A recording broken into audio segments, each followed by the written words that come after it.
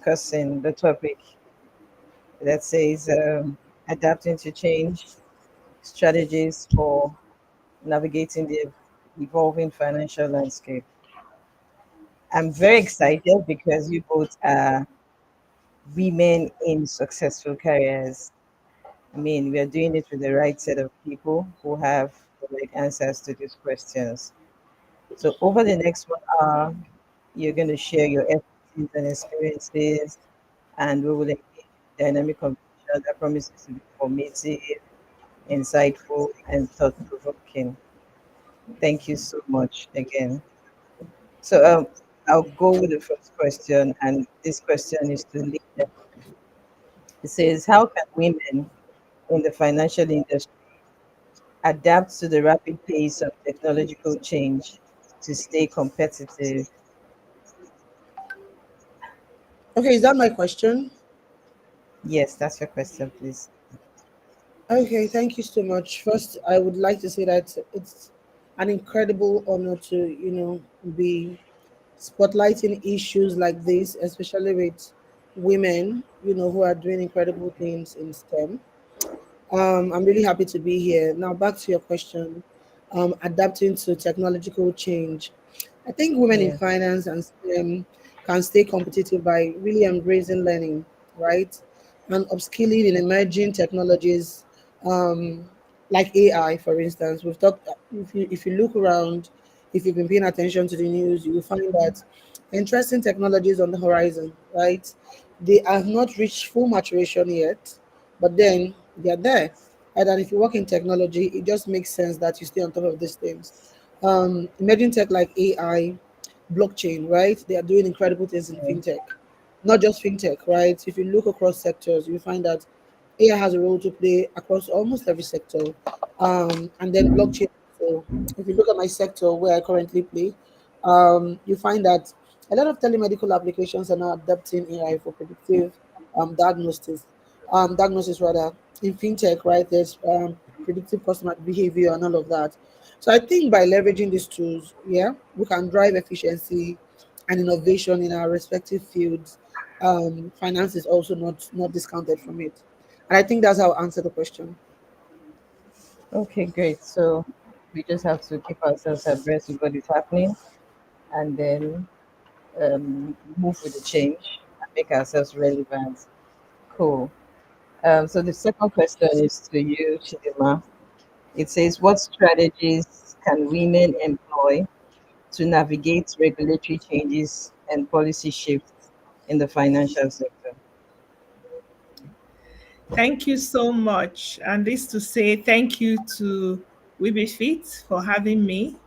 Having had more than 2 decades of background in the financial services sector with focus on MSMEs, women businesses, and then moving to development world where there's also focus on women. As Linda says, it's very important that women should be abreast, even if they are not in STEM, Yeah. um, even if they are change makers or users, they should be abreast of new technologies that are coming up. But in terms of policy regulations, many times the regulators they do bring out drafts of new policies on different platforms on their websites. And if women don't put in their voices to say, oh, we think that this particular aspect of this policy may not be very useful to women because they are time shy. They're also looking after the families. They're either running businesses or this excludes them in a certain way. It can be nuanced. It may not really be direct, but if women don't point out some of those little strategies to modify policies and then the policy is released, we might find ourselves at the holding the wrong end of the stick. So that awareness, not to be in quotes victims, to say, "Oh, that's the policy, and that's we don't have anything to do with it." That helps, especially from the policy side. Even in the financial services sector, when financial service players also bring out products. It's been mentioned on other segments that you need focus group discussions. And women users and influencers, because the users may not really know what to do. Influencers, change makers, others within the industry need to point out that, okay, the people you're creating these products to, have you spoken to them? If you've spoken to them, what is their feedback before rolling out the product? So that you don't find adoption to be low or even deepened use to be low. Because all in all, we want financial inclusion to be better. So women should lend their voices. Even at times when policies have also been released, there are updates that happen based on feedback. So it's not like it's a closed book. Awareness, ensuring that when government does its sensitization, that we read those documents, make our input. Don't think, oh, whatever, what can I say? Nobody will listen. They do listen, and with feedback, things can be updated. But it doesn't mean that every policy is in quote working against women. To just also know that to adapt when there are those But changes it doesn't mean from that the. everybody is in quotes working. I'm echoing. Can you hear me? I can hear you now. Okay. So it doesn't mean all the policies have things to that are negative to especially female gender. It can be something wrong generally for male or female for the users, and we need to consistently be on the brink of supporting government, not looking at it from a negative aspect to say I need to fight this. Supporting government to be sure that proper policies are brought out, and policies in Nigeria do take a while. They are brought out that can help that whole ecosystem of utilization to broaden and deepen utilization of financial inclusion. It can well be like if we take a micro insurance, a pain point there is if I want to call on that insurance, or I've had fire in my little farm, where do I need to visit an office very far away? Agents today also handle that. I have to leave my place of work and go somewhere and fill documents that I do not know. How easy is it to call on that policy when it needs to be called, and whatever I paid for has occurred. The disaster I paid for has occurred. How does the policy cover me so that it's affordable, it's available, and it looks to fit where I am in quotes at that point. So that's what I would say. Thank you so much. Thank you, Chidima. So I like your points on strategies that women can employ. So I hear you when you say you should claim your voices. First of all, meet up with these women who are going to be using these products. Get them to test it, get their feedbacks before rolling it out. And then women should as well support the government to bring out proper policies that would navigate these changes. Thank you so much. My next question is to you, Linda. How can financial institutions foster a culture of adaptability and innovation to thrive in an evolving landscape?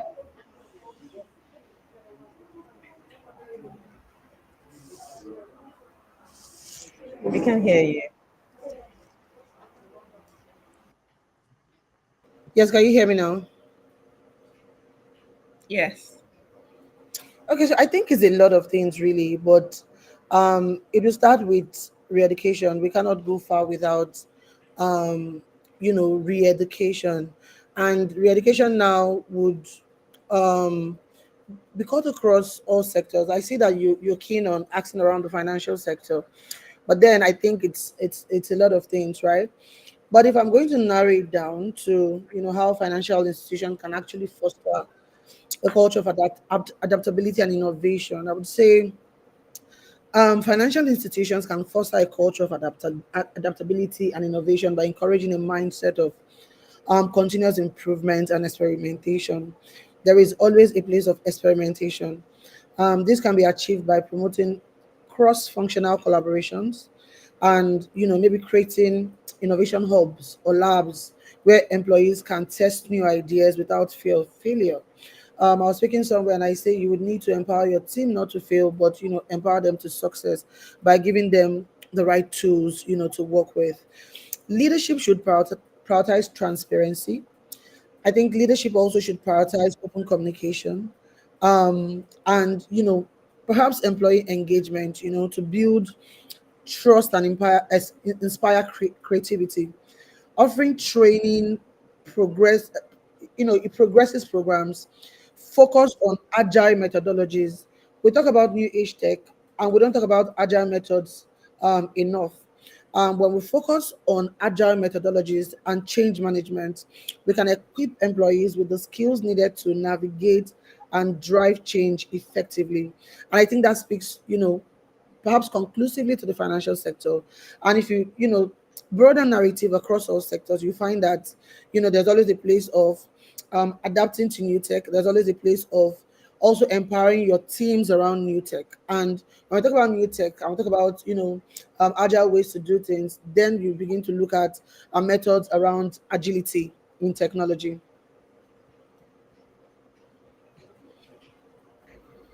Hello, are you there, I think we lost her.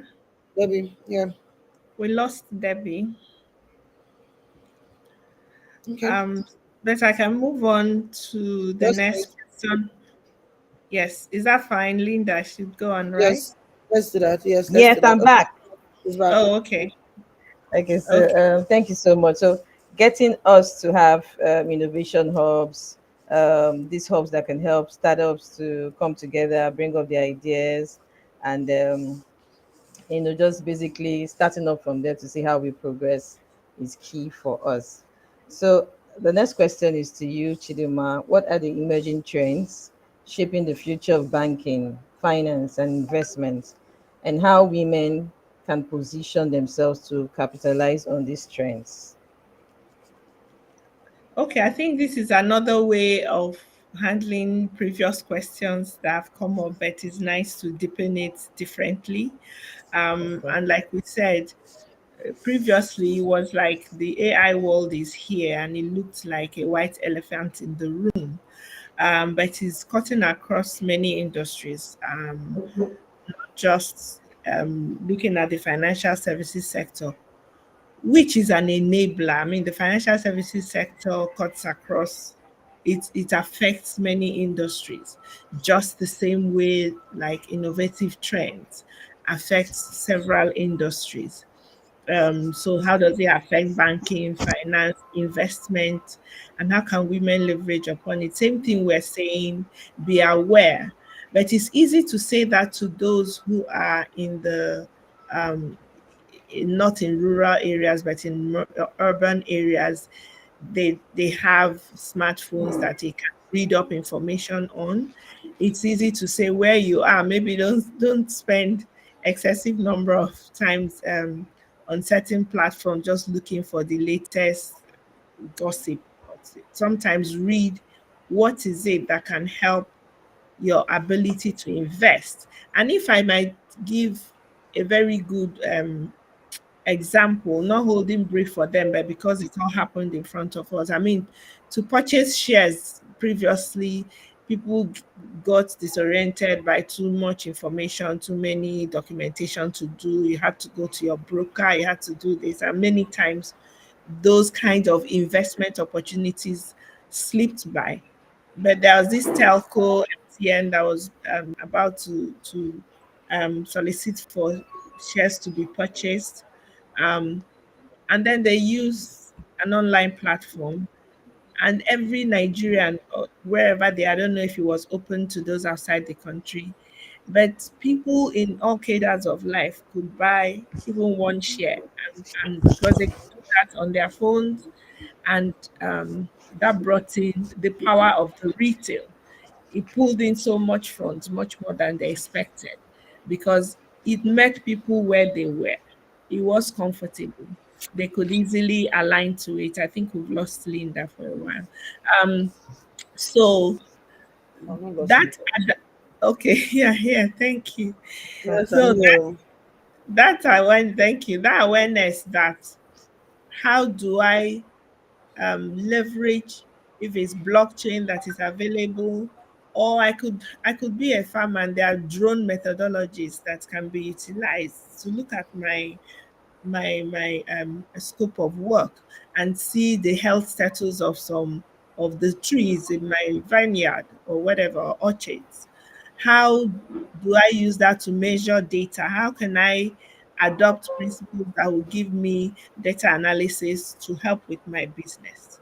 So to read up, to be aware, to spend time on self-education, and learning methodologies, because it's not what you can get from a one size fits all shop. It could be people who are sitting in incubation hubs, as Linda said, learning and providing tools. But how do we adopt those tools? How can it help with where we are, whether we're in the health industry or we're in shoemaking or we're in the creatives or we're right in the digital itself? We can be so caught up in the digital that we also don't think of how is this digital solving somebody's problem who is not in the. So Mm. women where they are is sensitization, awareness campaigns in our communities of influence. In those women groups, what do we talk about? um, we can uplift others to say this is this chance you can do a free course on a certain thing to help you manage to adopt technology, because the thing is we can't put our heads in the sand like peacocks to say that we don't like the digital world, the AI is going to take over everybody's job, and then we don't want anything to do with it. While Mm. we're saying that, it will creep into the way we live our lives. So we need to control that a little bit by being involved and not see just the negatives, to see how Yeah. it can help my entrepreneurial journey and to adapt it to even my financial books. Am I using a certain solution so that I'm not just on spreadsheets? Not that there's anything wrong with that, but just saying to move ourselves forward. So is that intentionality to read and be aware? Thank you so much. You're welcome. I think we've lost her. Okay. So do we move forward with other questions Yes. or we want to hold on a bit? Okay, so maybe I would ask you this one and then probably chime in after. Then I know that you just spoke. But it would be good to understand how women in leadership roles, right, can champion organizational change and foster a culture of agility within the teams. I was somewhere yesterday, in fact, it was an accelerator that kicked off, and we continue to hear things like, as much as we could, um, Debbie. So I was trying to ask Chidima a question, but I could just hand over to you now so you can do your thing. Okay, I think she's logged off again. So we're talking about women contribution to the dollar, as leaders and CEOs. And we continue to see that as much as we see, um, funds that are built around the gender lens, saying, I want to empower more women, more African women, we find that, there's still that funding deficit for women, right? And I don't know if it's to chalk it down to what it is really, because what she was saying at the end of the day was, man, it's the world we live in, and we just need to continue to build. Women would continue to build out strong leadership, strong teams, and all of that. But we continue to see a decline, right, in the funding gap when you compare it to the men. So maybe my question here is, how can women in leadership roles champion organizational change and foster a culture of agility within their teams? Thank you so Thank you. much. Thank you for taking forth. Network is really bad. Not a problem. Chidima, I think you can go on to answer the question. And when Debbie You can stabilizes a go on bit, to the mark. Thank you. yeah. Yeah. Okay, so that is because it was popping off and on a little bit. So I think Yeah. the weather is making the lines a bit choppy. So we're now Yes. on one of leveraging the data analysis and AI Okay. to make more informed investment decisions. Okay. Was that the one you asked, Linda? Yes, Or yes, that's the one she's asking. yes, because the data, I think we had spoken a bit about it. It will help you in different businesses to know where to channel your focus on. Because it can be that what you were thinking um, traditionally to say, oh, especially in making investment decisions, I know company ABC from 10 years ago. And instead of looking at the appropriate data that is there now, what is their standing, not just financial statement analysis, but even their PR status, even issues having to do with diversity and inclusion. Sometimes a company dots all the T's and everything with terms to financial capabilities, but they have done things to not help communities, or we've seen areas where a certain pharmaceutical company may have knowingly or unknowingly negatively affected some children in certain areas based on a certain drug. So those things are what you pull in through data analysis to say what are the leading trends in trying to make these investment decisions. Like, can I decide to say I'm trying to put funds into the real estate business, but time to turn it over might be 8 to 10 years, example, and then you have another area where you want to put in investment, and it can turn it around faster, but it is riskier. Utilizing AI data, the AI capabilities and data analysis can point you to the risk and reward methodologies and to say these are the pros and cons. It doesn't mean anyone is right or wrong, but it just gives you additional information. It can be that there was a time we were all awash with, oh, invest a certain amount to a farmyard in some rural communities. And you should have enough information to say, but I haven't seen that farm. Is there enough coordinates that can show me where that farm is located, that can give me a mapping of this what is being grown on that farmyard? There are those GPS information that are available that can be pulled in to give you additional information. So it's to in our areas of influence, and also not just focusing, like I keep saying, on those in the urban areas. Are there simple data that can also help people in semi-urban and in rural areas make better decisions? Because where we are is the the country, if we're looking at the continent is shrinking and the world is shrinking. I can decide that I want to invest in an outfit in Kenya. I'm not physically there, but the information that I can gather from different areas will give me the profitability analysis and the time that I can churn back the funds. So that if I make all those decisions and I still lose the money, well, I had the best information available. So women, we tend sometimes wrongly or rightly to go with our feel, our emotion drive some of the investment decisions that we make. But we need to also adopt some of the upcoming strategies to show how where the data is moving. These kind of investments, where do we see them in the next 5 to 10 years? Will they be taken out by technology, and then they will not be relevant in their field? So you making an investment into that particular sector might have all your funds going down. So that's what I would contribute in this sector. Back to you, Debbie. Great, thank you so much. So I'll ask a personal question to Linda. It says, as a pioneer in blockchain and healthcare, how do you see these technologies converging to transform the African healthcare landscape? Should I take it again? No, I think it's Okay. fine. Can you hear me? Okay. Yes, I Yes, I can. can hear you. Okay, so I would say blockchain and healthcare technologies are converging, to create a transformative impact on the African healthcare landscape. Blockchain in itself would have features around immutability, transparency, and the like. So you see why it is it's a go-to technology when it comes to fostering supply chains and transparency. I think blockchain offers unparalleled security and transparency, which is crucial for maintaining the integrity of medical records and ensuring data privacy. By implementing blockchain, we can create tamper-proof health records that can be securely accessed by authorized personnel, including patient care and reducing fraud.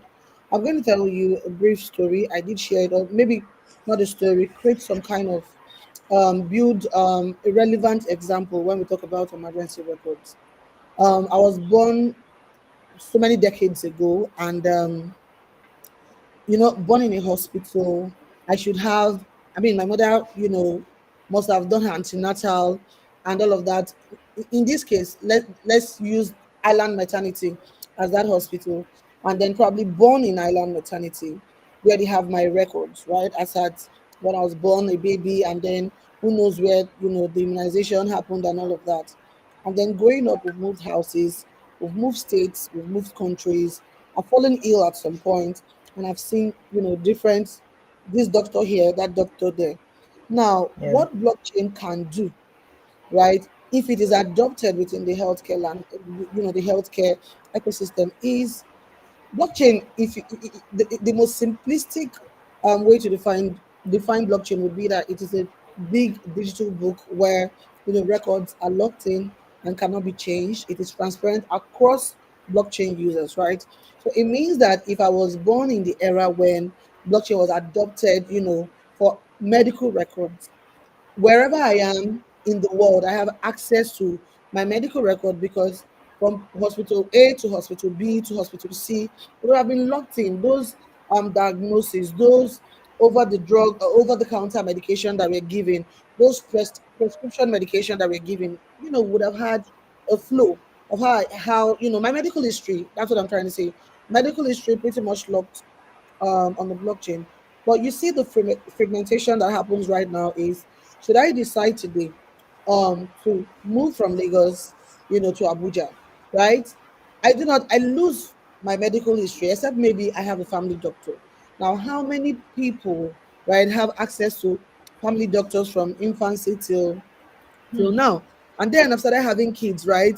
My medical records, their medical records should be kept somewhere where there is a history build out.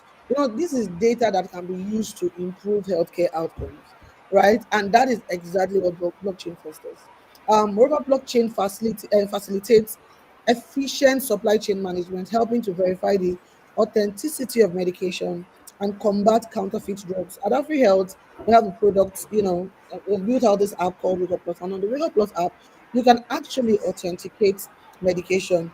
The problems exist on the user side with the downside of buying fake medication. And then the problem also exists on the manufacturing side, where monies are left on the table because they are not able to track how the supply chain management around drugs, right?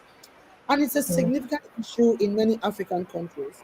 There are technologies inside of blockchain, or I'll call them a byproduct of technology. One would be smart contracts, right?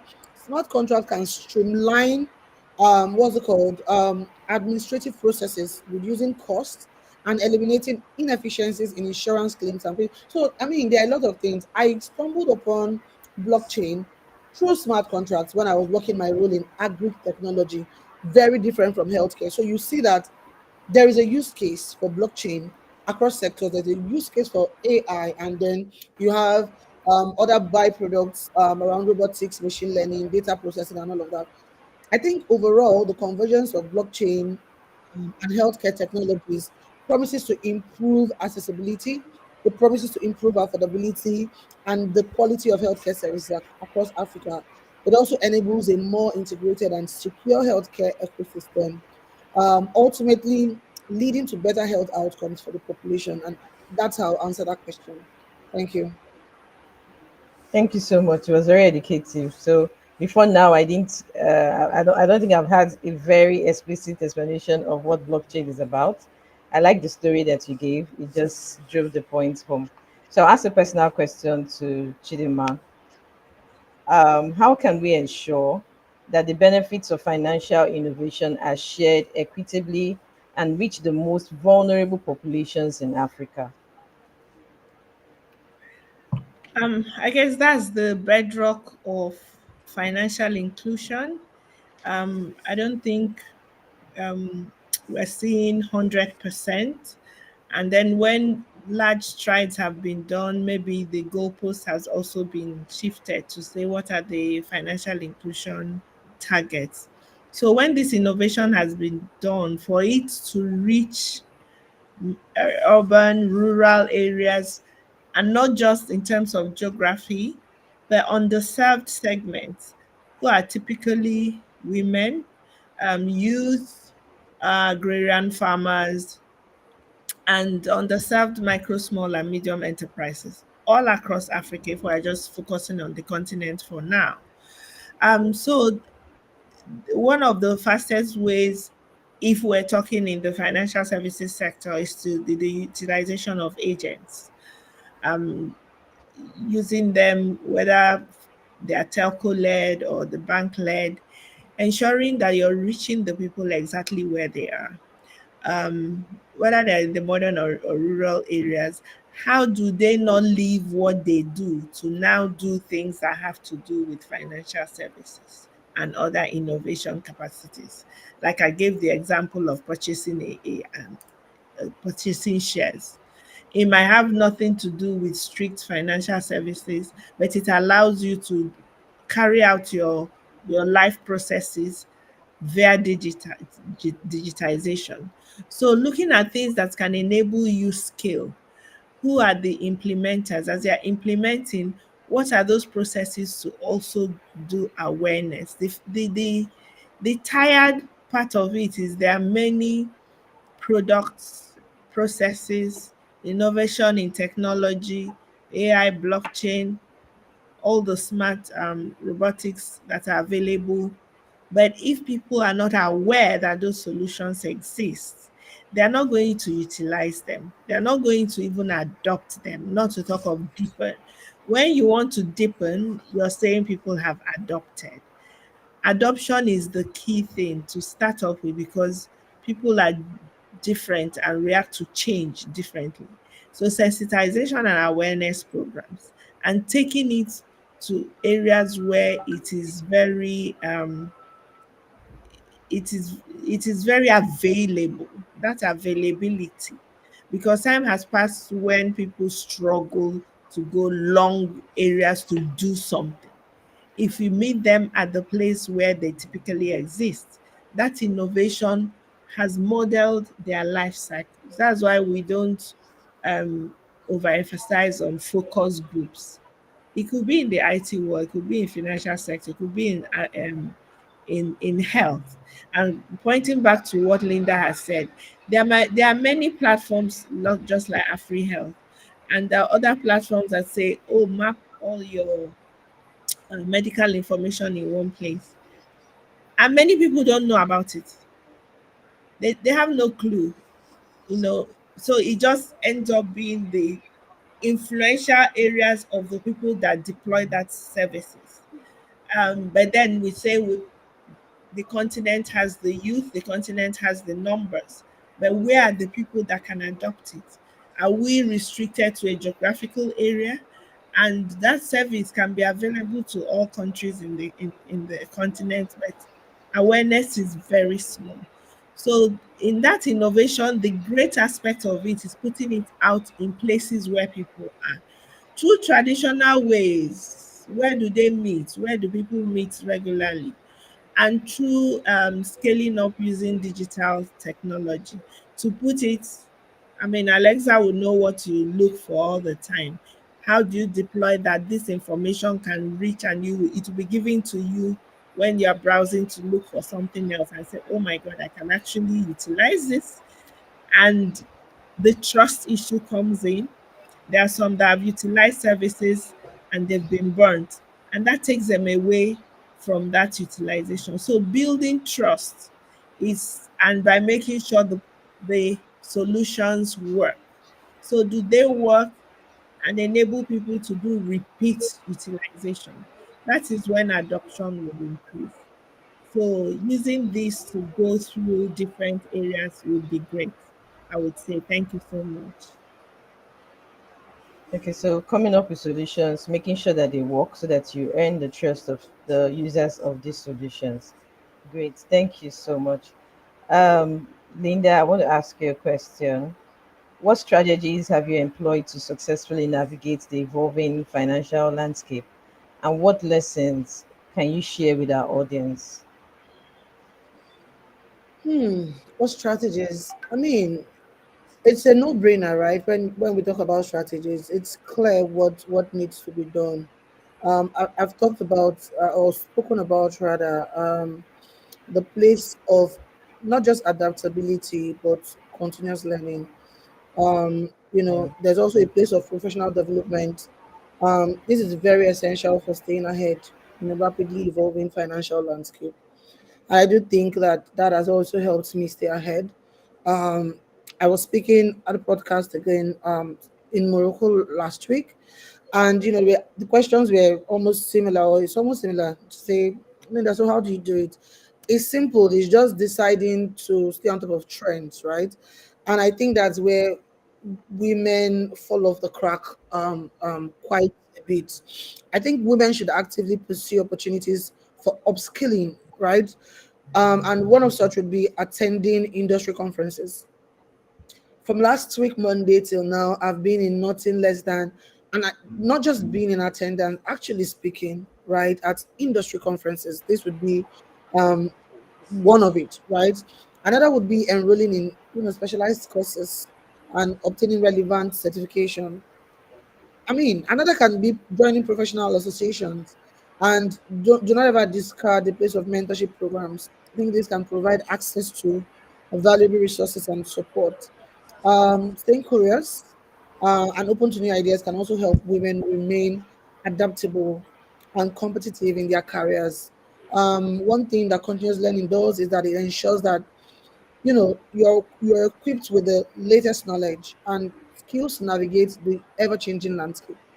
If it's not fintech today, it's going to be something else tomorrow. There's technology to back every business as you find it now. I am an operator. I sit heavy on the operator side. And what is my job essentially? It is just give me that business that technology is enabling, and I can pretty much map out a very formidable, route to market. And I won't be able to, stay on top of this or stay on top of my game without, the place of not just adapting, right? So it's staying curious, still learning, always, ahead of the learning curve. There's always new learnings. They say evolve or die. So I think that's how I answer the question really. Thank you so much. Stay learning, stay curious, stay always eager to adapt to change. Thank you. Chidima, another question to you. What are the opportunities and challenges presented by the rise of digital banking and fintech startups for women in finance? Okay, thank you so much. Would I look at them as challenges? I think there are more of opportunities um, for the rising digital options, because nothing in that landscape actually excludes women. We've said all the things that about being curious. You need to, whether you're a user or you are a program implementer or you're an influencer, or you're a product developer, operator, regulations, or you're a regulator, the more you actually, and maybe that has to do with inclusion and diversity, and I know maybe a question will come up about that. The more you have different types of voices to build in into what that innovation would be, it gives all of us different options to utilize digital technology in financial services industry. So for women, we are at different levels. If we're on the operator implementer side, then we need to understand what are the problems. There could be the challenges could be a ceiling barrier, for the women. You would seem to think that all the payment, many of the payment platforms that are coming, the unicorns across Africa, they seem to be headed by the men folk. Not a bad thing, but there are those that are below them also, and the women are catching up. So it's not that there is anything instinctively that dissuades women from being top of their game in that operator implementer side. But looking at it from the regulation side, to also say the more we have women voices as part of the um, regulatory landscape, having them being the voices within those regulatory organizations, or bringing in, as those regulators want to handle even policy making of digital tech, to say, let us understand what the women communities might need. So bringing in all those voices would assist. So for the women is intentionality, and say, I will not be a bystander. Um, if I'm to utilize it, I need to test that it works, but it needs to be comfortable for me. It may not be that we're working astride to say, use it, use it, use it, or die. It might be that the women take it easier to test something, and I said trust is a key word. If they like it, word of mouth goes a lot with women. They will tell 10 of their friends. Same way that if they don't like it, they will tell 20 of their friends.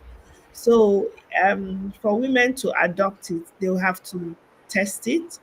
If it fits with what they want, and it can have value addition to their lifestyles, to their businesses, to their careers, to the areas where they are benchmarked as mothers, as businesswomen, as retailers, they would utilize it, but it just takes them additional time.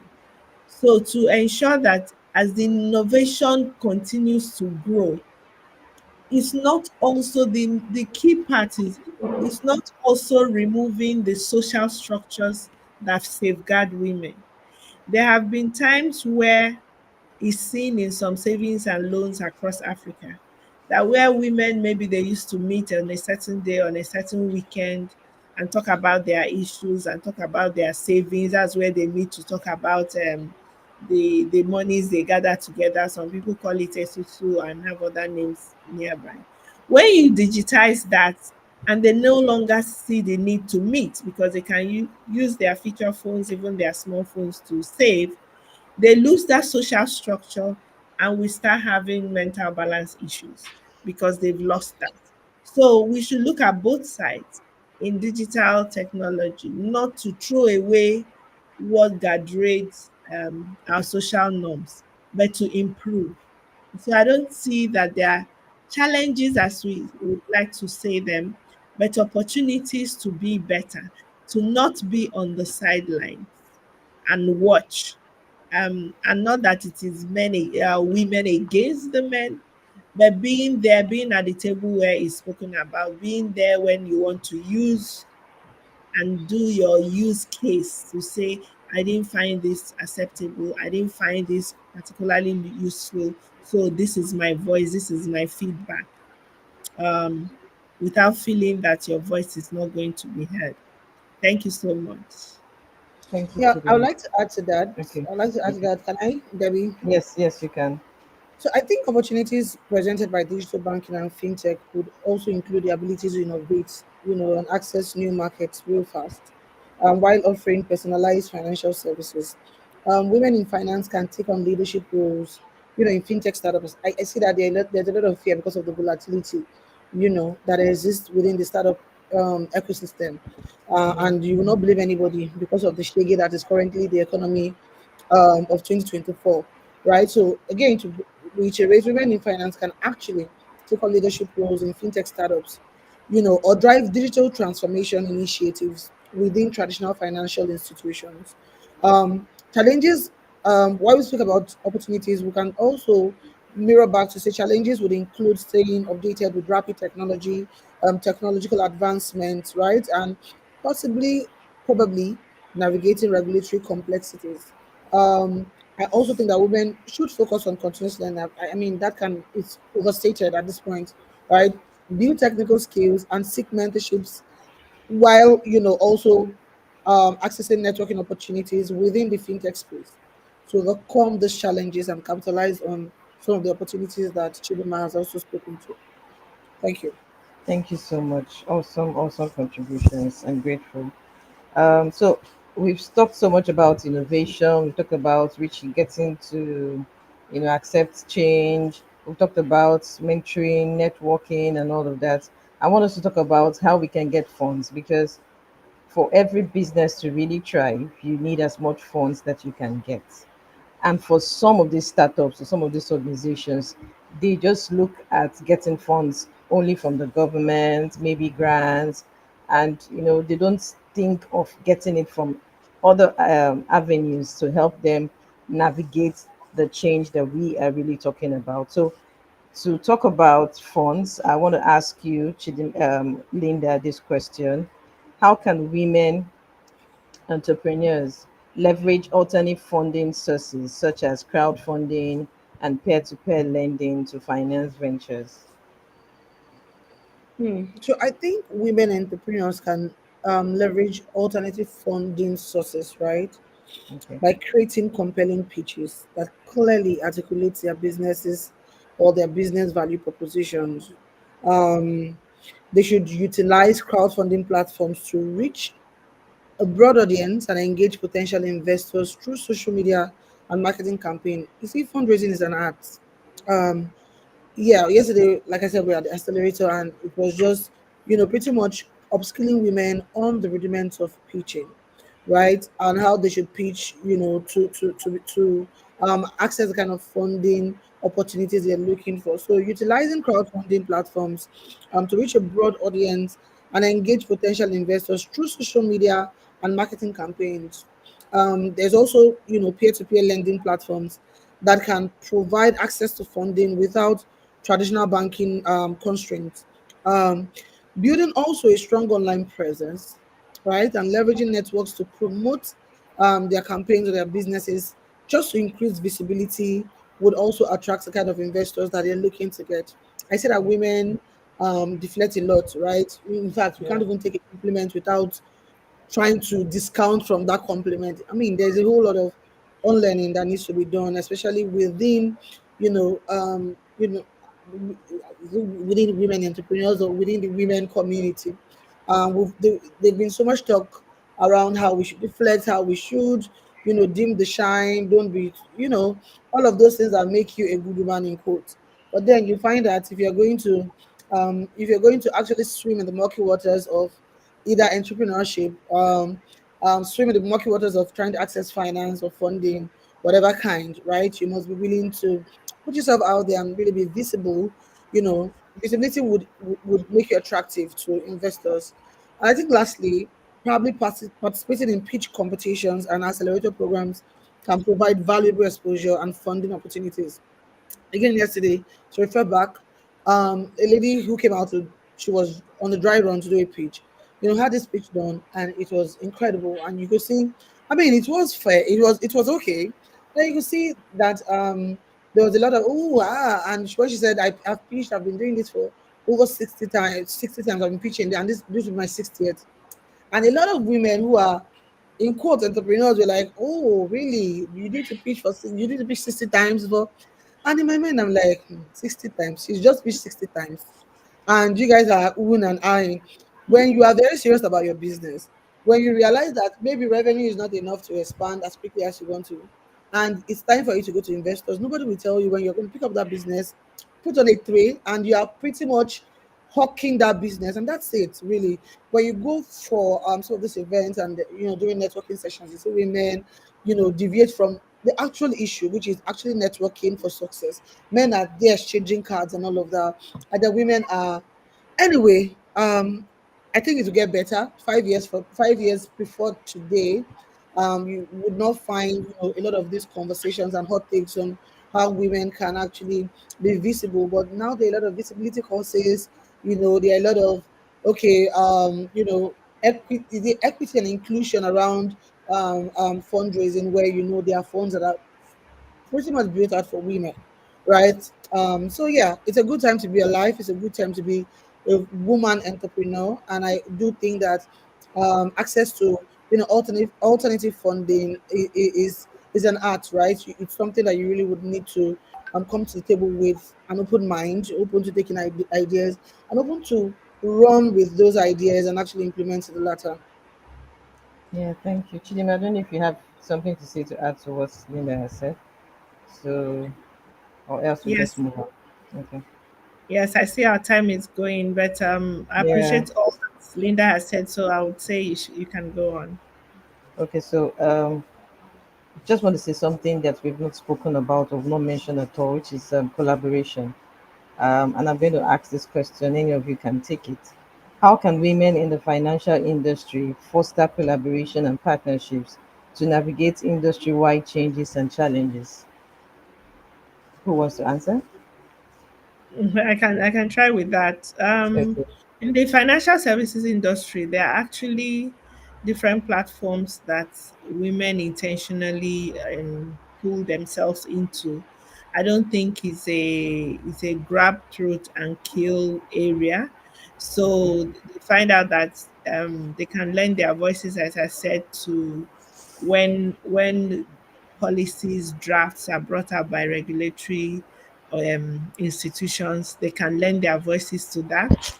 And we can see that in different financial services industries, women are being brought up, they are climbing up the ladder more, either to be in the boards or in executive management.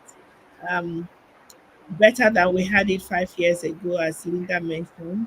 So it's no longer really a shock when you hear of a female MD of a certain fintech or a certain financial services industry or a certain digital innovation place, not necessarily only financial services.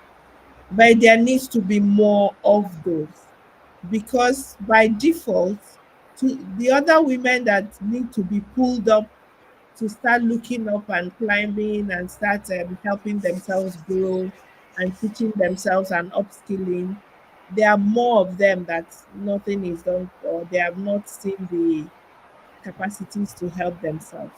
So it's joining a network depending on your geographical area of influence, um, the sector that you are working in, and then in the like you mentioned in the financial services industry, yes, if we're talking about commercial banks and microfinance banks, there is heavy competition. But just to upskill women cuts across everywhere. So it's not who will take the customers better than the others. It's forming communities of influence, because then the regulators will listen to the women. So there are the Win Business and others that, like this platform that we're on now, there should be more that women will feel the need to learn more. To go to those conferences that we mentioned previously and actually intentionally network. So in the financial services industry, it's about networking. Network or you collapse. Collaborate with each other, because then you're focusing on the women, not just on who is my client. And there are platforms that promote that. So intentional about being not competitors, because we can each change industries. If we are workers, we can work here one day and not work here in another day. If we're entrepreneurs, we can move from agri-tech to health side.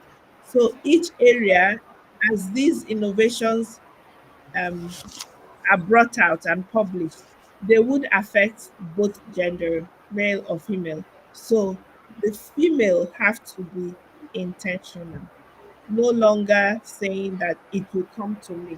You have to reach out, attend the conferences, do the networking with each other. oh, what's happening in your space, not necessarily giving out trade information that you Yeah. cannot. But how do we build up more women? There's collaboration about between financial institutions to say, oh, we're going to this particular space in the continent. Are there others who are willing to focus on the women in that continent? What has been done there that we can scale up?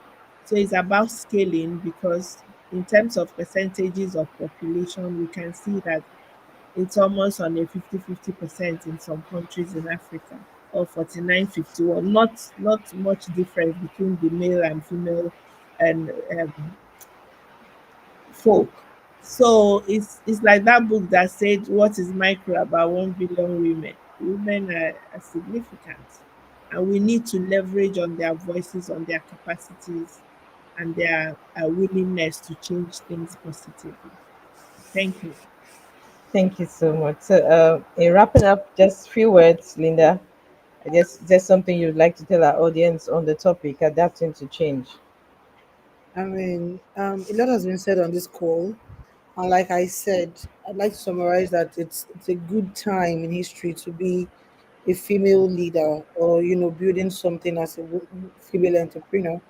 And I do think that, I mean, the onus is on us. There's a lot of work to be done. I would always say we must include one, right? We've spoken to collaboration, we've spoken to competition, we've spoken to adaptability, we've spoken to continuous learning, and things that helps you stay ahead. I mean, one thing I would say is you must and should stay curious. We must also try to build better. Um, um, and just try to, beyond adapting to the shifting change and shifting, to try to get involved. I actually might talk about just trying to also lend your voice, right, ensuring that you're heard. um yeah, I think a lot has been said on the call, and I feel like if it's put to very good use, there are a lot of learnings, there are a lot of takeouts that can pretty much start to shape one's career from conversations like this. Of course, we would welcome, conversations like this needs to be had. There's a lot of conversation that actually needs to be spotlighted around the pay disparity, around actual inclusion at the board level. So many conversations needs to be had. When we talk about, if we're going to adopt a gender lens, this is not to say that we're equal to the men. I'm sorry, but I mean, nobody's saying that. We are what we are saying is that, I mean, we also can build better. And in saying we can build better, there's a charge and a mandate to women leaders to actually build better, really. I mean, we've spoken to methodologies like agility. We must stay on top, we must build better, we must grow teams, strong teams, and we must include one. And that's how I'll end the conversation today. Thank you. Thank you so much. Thank you. Thank you. Chidima, do you have anything to say before I wrap up? You're Um, we've, ready? we've we've said many things, so we have to let go of our audience, Yeah. collaborate, be curious, be intentional to learn, watch out for areas where you can network, and choose mentors carefully. Try on products for yourself. If it suits you, then you can expand and scale up utilizing. Let your voice be heard and not be a bystander. Thank you so much. Thank you so much. Thank you. So, ladies and gentlemen, that concludes our panel discussion on adapting to change strategies for navigating the evolving financial landscape. I want to express my sincere gratitude to our distinguished panelists, Linda Obi and Chidima Lawenson, for sharing their valuable insights and experiences with us today. To our audience, I see all your points. I see all what you've been saying. Some of you said something around mentorship. Some of you said something around collaborating with each other as women. Someone talked about networking and how very grateful they are about learning from this session. Thank you for your active participation and engagement. Your questions and comments have enriched our discussion and added depth to our understanding of this critical topic. As we close, I want to leave you with a quote from Alan Kay. It says, "The best way to predict the future is to invent it. Let us continue to innovate, adapt, and shape the future of finance in Africa." Thank you to the team of Financial Inclusion Africa. Thank you to all our audience that are watching us from across Africa and in Nigeria. Thank you all, and let's look forward to a continued growth and success in the financial sector. Thank you so much.